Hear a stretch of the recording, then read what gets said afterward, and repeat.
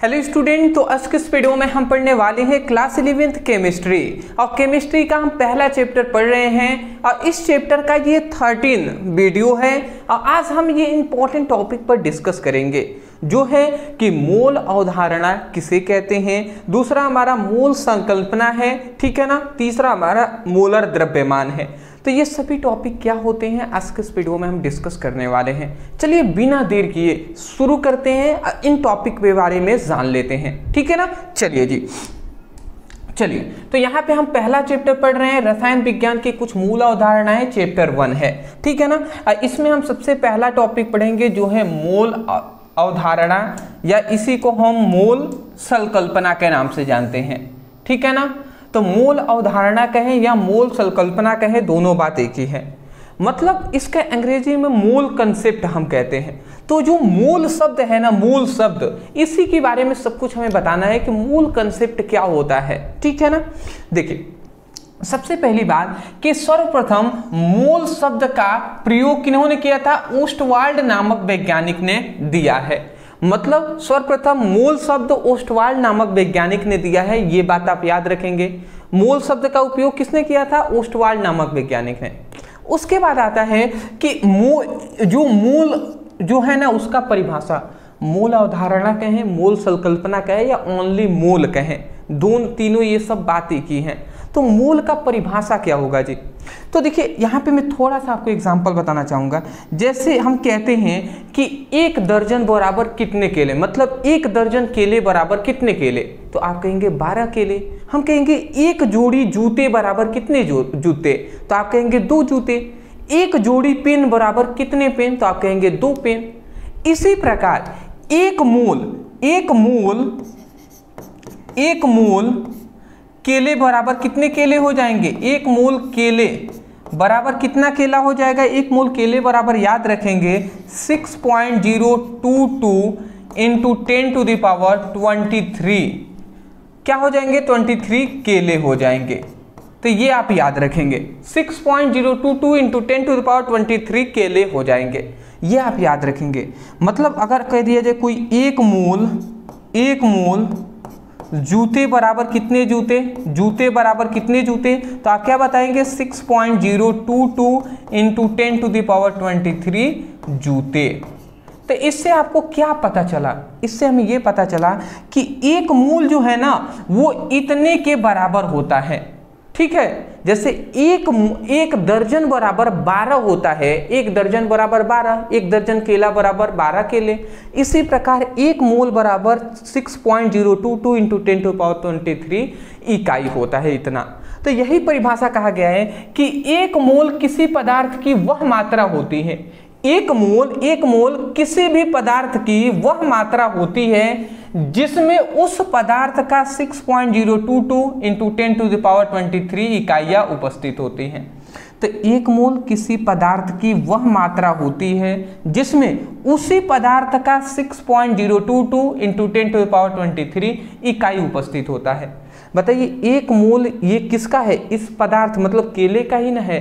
तो 1 मोल बराबर उसी केले का इतना मात्रा होने चाहिए, समझ रहे हैं। मतलब 12 केले के जगह पर लिखना थोड़ा हार्ड है तो आप एक दर्जन लिख सकते हैं। वैसे ही इतना बड़ा नंबर लिखने से अच्छा है आप 1 मोल केले लिखते हैं, जिसका मतलब हो जाएगा इतना।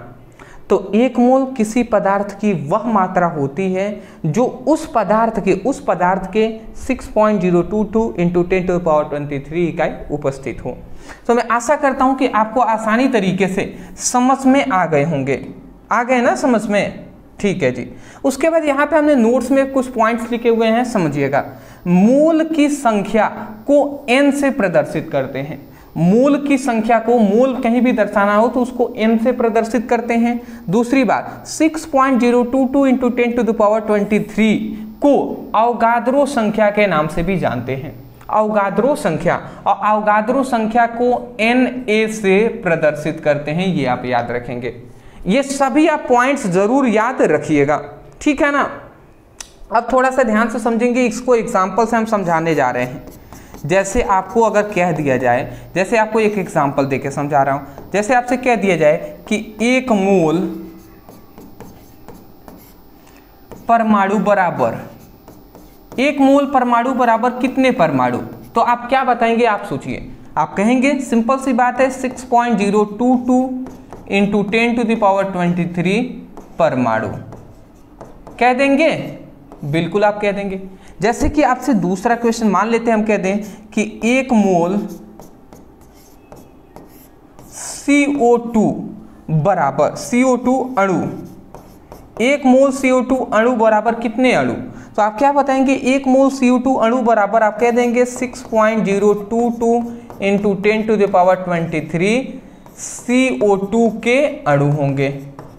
जाहिर सी बात है, अगर कह दिया जाए कि एक मोल NaCl, एक मोल NaCl बराबर कितना? तो एक मोल NaCl बराबर 6.022 इंटू 10⁻23 Cl हो जाएंगे। आशा करता हूँ आप समझ गए होंगे। तो ऐसे ही एक मोल बराबर इतने होते हैं, जो होंगे परमाणु होंगे तो परमाणु, अणु होंगे तो अणु, NaCl होगा तो NaCl यौगिक आप लिख देंगे या आयन लिख सकते हैं। आशा करता हूँ आप समझ गए होंगे एक मोल का क्या मतलब है, मतलब मोल का मतलब क्या है, या मोल अवधारणा कहें या मोल संकल्पना कहें, मोल कंसेप्ट कहें या ओनली मोल कहें, उसका मतलब यही सब होता है जी। स्क्रीनशॉट ले लीजिए, आगे बढ़ेंगे। अच्छी बात है, चलिए स्क्रीनशॉट ले लिया आपने। चलिए अब हमारा दूसरा जो टॉपिक आता है जो है मोलर द्रव्यमान।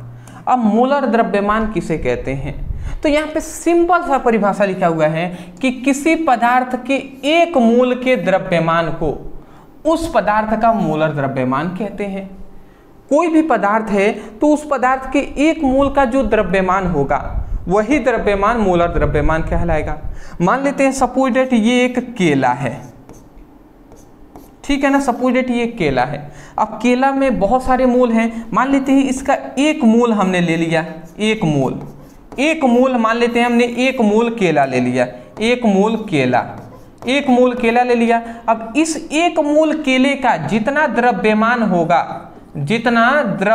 होगा वही द्रव्यमान ही मोलर द्रव्यमान कहलाएगा। मतलब किसी पदार्थ के एक मोल द्रव्यमान का, एक मोल द्रव्यमान को ही, एक मोल के द्रव्यमान को ही मोलर द्रव्यमान कहते हैं। आशा करता हूँ समझ गए होंगे। किसी पदार्थ के एक मोल के द्रव्यमान को उस पदार्थ का मोलर द्रव्यमान कहलाता है, ठीक है ना। चलिए जी, आशा करता हूँ समझ गए होंगे। चलिए परिभाषा से हमारा ये बात अब स्पष्ट हो गया है।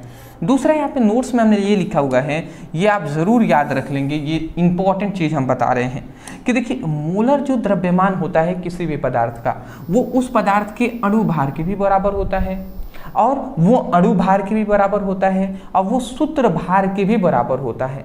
सूत्र भार मतलब क्या? कोई भी आयन है तो आयन के भार को हम सूत्र भार कहते हैं, अणु के भार को अणु भार कहते हैं, परमाणु के भार को परमाणु भार या परमाणु द्रव्यमान कहते हैं। अब मोलर द्रव्यमान किसे कहते हैं? एक मोल के द्रव्यमान को, एक मोल का जितना द्रव्यमान होता है वही उसका मोलर द्रव्यमान कहलाता है। ये आप याद रखेंगे, ठीक है ना। ठीक है, इतनी बात आप समझ गए। जैसे कि थोड़ा सा मैं यहाँ पे नोट्स में कुछ पॉइंट्स है जिसको हम बता दे रहे हैं। देखिए इसका मतलब क्या है ये हम सबसे पहले समझा रहे हैं। जैसे एक मोल, जैसे हम एक ऐसे कह दे रहे हैं कि एक हाइड्रोजन, ऐसे हम कह दे रहे हैं ना कि एक मोल हाइड्रोजन परमाणु, जैसे हम ये कह दें, नहीं ऐसे नहीं कहते, जैसे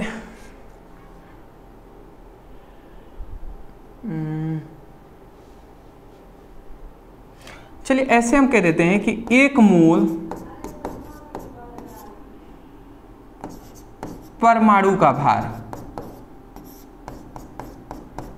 एक मोल परमाणु का जो भार होगा, ठीक है ना, एक मोल सपोज ऐसे हम कह देते हैं कि एक मोल परमाणु का जो भार होगा उसे हम क्या कहेंगे? एक मोल मतलब एक मोल परमाणु के भार को हम मतलब परमाणु भार कहते हैं,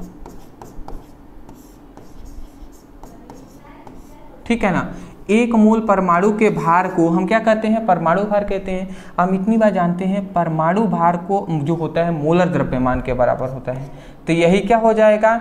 ये इसका मोलर द्रव्यमान हो जाएगा। समझ रहे हैं मतलब हम क्या समझाना चाहते हैं? एक मोल परमाणु के भार को, मतलब परमाणु के भार को परमाणु भार कहते हैं। अब जानते हैं हम इतनी बात कि एक मोल परमाणु का भार है तो परमाणु भार मोलर द्रव्यमान के बराबर होता है, तो परमाणु भार मोलर द्रव्यमान के बराबर हो जाएगा। ऐसे ही हमने मान लेते हैं कि अगर हमने कह दिया कि एक मोल अणु का भार, अणु का भार, ऐसे हमने कह दिया एक मोल अणु का भार, तो बताइए अणु का भार है तो इसको हम क्या कहते हैं, अणु भार कहते हैं, हम अणु भार कहते हैं। हम इतनी बात जानते हैं जो अणु भार भी होता है वो भी मोलर द्रव्यमान के बराबर होता है, तो ये हमारा क्या हो जाएगा, ये भी मोलर द्रव्यमान के बराबर हो जाएगा। ठीक है, जैसे मान लेते हैं सपोजेड कि एक मोल आयन का द्रव्यमान, आयन का द्रव्यमान कहें या भार कहें, ठीक है ना, तो भार ही चलिए लिख देते हैं। एक मोल आयन का भार, तो एक मोल यदि आयन का भार हो तो आयन के भार को हम क्या कहते हैं, सूत्र भार कहते हैं, तो वो सूत्र भार के बराबर हो जाएगा, सूत्र भार के। हम इतनी बात बेसिक जानते हैं कि जो सूत्र भार होता है वो मोलर द्रव्यमान के बराबर होता है, ये कॉन्सेप्ट हम जानते हैं। तो इसका मतलब क्या बताया गया कि देखिए परमाणु के भार को परमाणु भार कहते हैं और परमाणु भार है मोलर द्रव्यमान के बराबर होता है। वैसे एक मोल अणु का भार को अणु भार कहते हैं, ये भी मोलर द्रव्यमान के बराबर होता है। अगर एक मोल आयन है तो आयन का जितना भार होगा उसको सूत्र भार कहेंगे और वही सूत्र भार मोलर द्रव्यमान कहलाएगा। मतलब कहने का कुल मतलब है ना कि एक मोल परमाणु का जितना भार होगा उसे हम परमाणु भार कहेंगे, तो वही परमाणु भार ना मोलर द्रव्यमान कहलाएगा। ठीक है ना, ये बात यहाँ पे सिंपल सा कहने का मतलब है। ठीक है ना, ठीक है। जैसे मैं थोड़ा सा एग्जांपल से देकर आपको समझाना चाहूँगा, ध्यान से समझिएगा। जैसे कि मैं आपसे कह दूं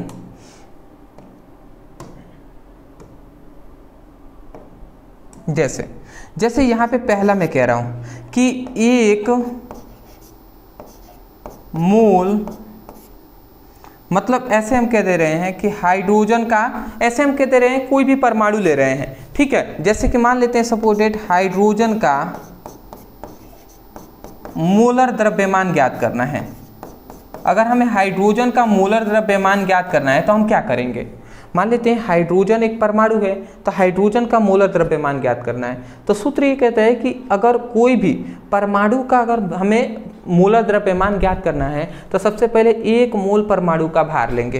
तो हाइड्रोजन का मोलर द्रव्यमान है तो इसको लिखेंगे कि एक मोल हाइड्रोजन का,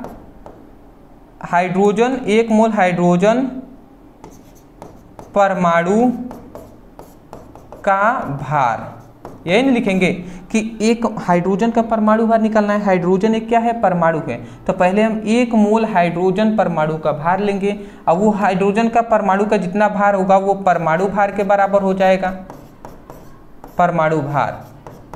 अब परमाणु भार हम जानते हैं हाइड्रोजन का जो परमाणु भार होता है वो कितना होता है, 1 ग्राम, तो 1 होता है तो 1 ग्राम हम यहाँ पे लिख देंगे, समझ रहे हैं। तो 1 ग्राम ये जो होगा ना, ये 1 ग्राम जो होगा वो अब क्या हो जाएगा, ये अब हो जाएगा हमारा मोलर द्रव्यमान, यही हमारा मोलर द्रव्यमान हो जाएगा। जैसे कि मान लेते हैं सपोज दूसरा, इसी पे थोड़ा सा मान लेते हैं कि Na का अगर मोलर द्रव्यमान हमसे पूछ ले कि सोडियम का मोलर द्रव्यमान बताइए, सोडियम का मोलर द्रव्यमान बताइए, तो आप क्या करेंगे, सबसे पहले सोडियम एक परमाणु है, ये आपको पता करना है, परमाणु है तो हम सबसे पहले लिख देंगे 1 मोल सोडियम परमाणु का भार, 1 मोल सोडियम परमाणु का भार। अब हम जानते हैं परमाणु के भार को परमाणु भार कहते हैं। अब परमाणु भार कितना होता है, सोडियम का परमाणु भार 23 ग्राम होता है, 23 होता है, तो ये 23 हो जाएगा मोलर द्रव्यमान। अगला हमारा तीसरा कह रहा है, क्योंकि हम जानते हैं परमाणु भार मोलर द्रव्यमान के बराबर होता है, तो परमाणु भार 21 हो गया, तो 23 है, तो इसका मतलब मोलर द्रव्यमान भी क्या हो जाएगा, 23 हो जाएगा। जैसे सपोज दैट CO2 का मोलर द्रव्यमान,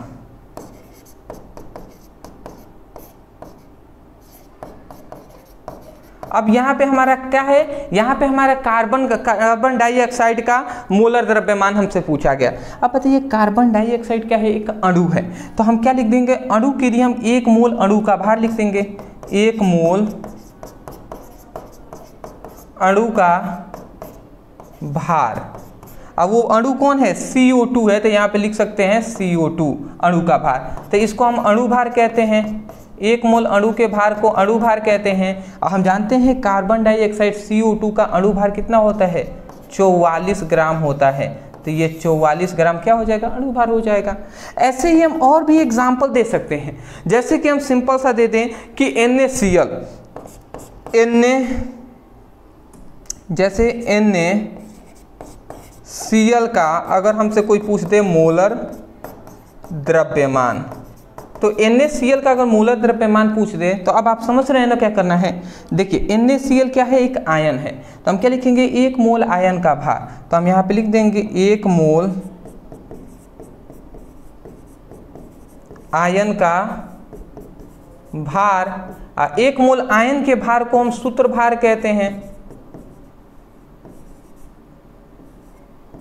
और सूत्र भार जो होता है वो कितना हो जाएगा, NaCl का सूत्र भार कितना हो जाएगा, तो इसका जो सूत्र भार हो जाएगा वो कितना हो जाएगा, NaCl, तो सोडियम का कितना होता है, सोडियम 23 होता है 23, और इसका 35.5 होता है, तो 5 3 3 5 58.5 हो जाएगा, 58.5 हो जाएगा, 58.5 ग्राम हो जाएगा, ठीक है ना। तो ये हमारा क्या हो जाएगा, 58.5 ग्राम क्या हो जाएगा, इसका मोलर द्रव्यमान हो जाएगा।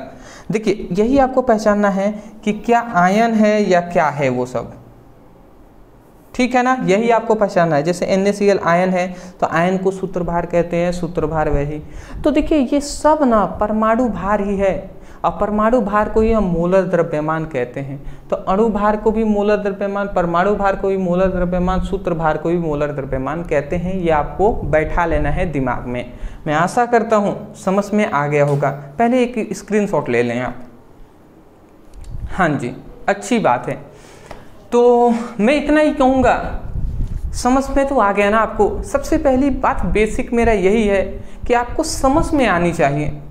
अगर समझ में आए हैं तब जाकर मैं कहूँगा चैनल पे नए होंगे तो सब्सक्राइब कर दीजिएगा, अगर आपको सपोर्ट हमारी करनी है तो, ठीक है ना। डिस्क्रिप्शन बॉक्स में लिंक है, आप चाहें तो वहाँ से अपनी बेसिक से स्टडी कर सकते हैं, फिजिक्स की भी और केमिस्ट्री का भी। हाँ, तीसरी बात मैं कहूँगा, कोई टॉपिक है, मैं जानता हूँ स्कूल में, कोचिंग में या ऐसे भी आपको कोई टॉपिक है समझ में नहीं आते, अगर आपको हमसे समझना है तो उस टॉपिक का नाम लिखिएगा यूट्यूब पर और अंत में ब्रदर सर लिखकर सर्च कर लीजिएगा। जैसे मोलर द्रव्यमान पढ़ना है तो लिखिए मोलर द्रव्यमान ब्रदर सर, इस तरीके से सर्च करेंगे ना, वीडियो हमारी मिल जाएगी, वहाँ से आप अपनी पढ़ाई कर सकते हैं। तो चलिए दोस्त, thank you so much for watching this video. Thank you.